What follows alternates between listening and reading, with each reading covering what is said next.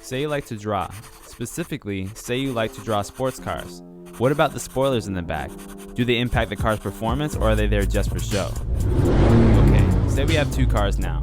One has a spoiler and one does not. If they were racing under the same conditions, same engines, and same route, the one with the spoiler would actually win. What if we add a third car with an airfoil? Which one do you think will win the race now?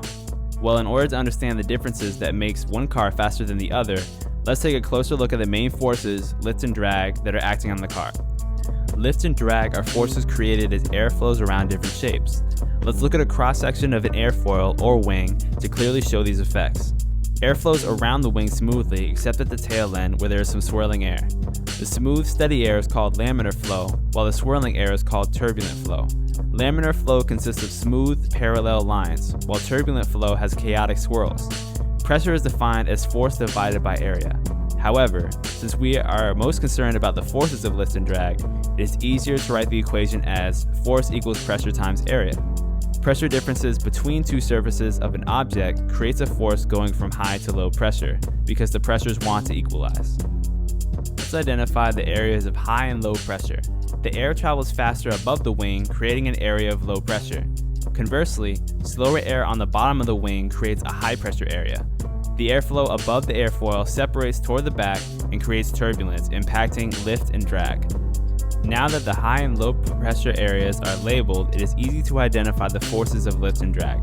The high pressure area below the wing and low pressure area above it creates a force called lift. The high pressure area at the front of the wing and a low pressure area at the back creates a force called drag.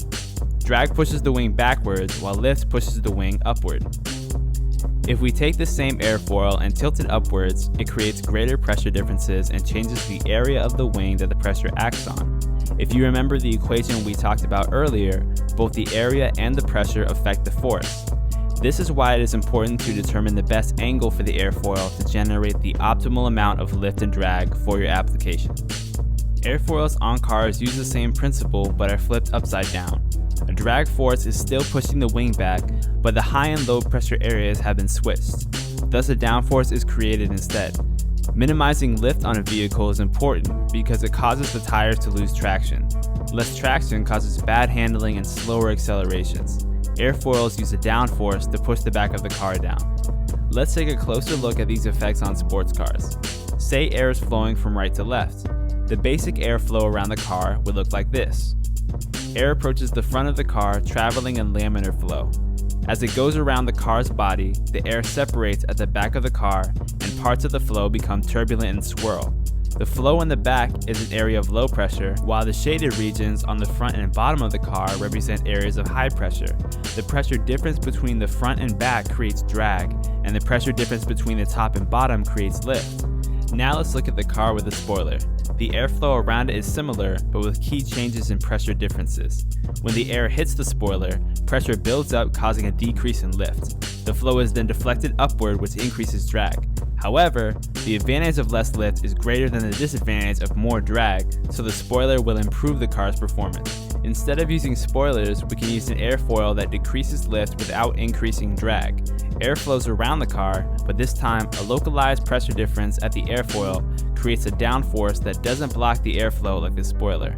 Lift is decreased without significantly increasing drag. In order to test these principles, we built a small wind tunnel. Wind tunnels are usually large and have a controlled current of air or smoke moving through them. Here's the setup. At one end is the nozzle where the smoke is introduced. Next to it lies the test section where the object of study is placed. The fan in the back pulls the smoke out the other side. When performing the experiments, we use lights to illuminate the test section. It is important to redirect the light in the wind tunnel to create a good contrast between the smoke and background. In this empty wind tunnel, you can easily see the flow. From the nozzle to the test section, you can see the smoke accelerating and flowing smoothly through to the other side. Now let's get down to the fun stuff. We chose a 1/24th model Porsche Carrera to test because it's a high-performance sports vehicle that I would like to own someday. Take a look at the streamlines. The smoke flows smoothly over the front of this gorgeous machine, but eventually becomes turbulent at the back of the car. Slow motion really captures the path of the turbulent airflow. Let's see that again. Nice. Next, we try looking at the effect of a spoiler on the Carrera and how it blocks the flow over the rear of the car to create a high pressure zone. Air flows over the top of the car and eventually hits the spoiler. After hitting the spoiler, the air is deflected in two directions. Some of it swirls backwards, while the rest is redirected upwards. The redirected air leads to a lower pressure zone behind the car, which can increase drag. However, the deflected air that creates the high pressure zone over the trunk reduces the effective lift with a downforce. In other words, your car will be able to accelerate faster and handle better.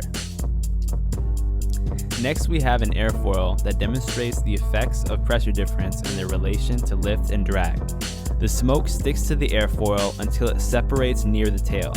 The area under the flow separation is lower pressure because there are only small amounts of air there, which causes the air above it to expand and fill the space, creating turbulence.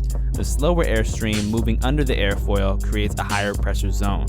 We can see a cooler visual when the airfoil is tilted and the effects of the airflow become more pronounced. The flow over the top of the airfoil expands into a bigger area, creating more turbulence and low pressure zones, while the bottom of the airfoil blocks a greater area of the airflow, leading to higher pressures. Drag and lift change dramatically compared to the airfoil with the low angle of attack.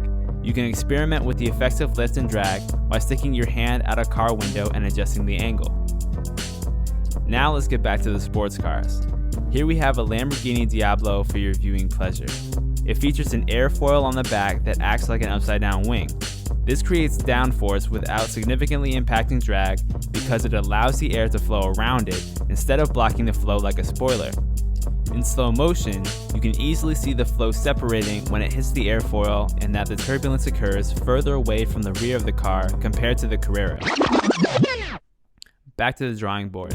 Let's review what we've learned about tricking out sports cars. We found that an airfoil provides the best solution to decrease lift and drag on your car.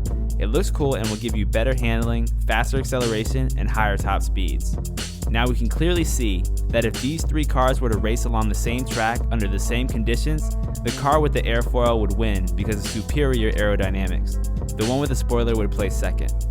Fun fact, at 130 kilometers an hour, F1 cars can generate more downforce than the weight of their car, allowing them to theoretically drive upside down in a tunnel. Do not try that at home.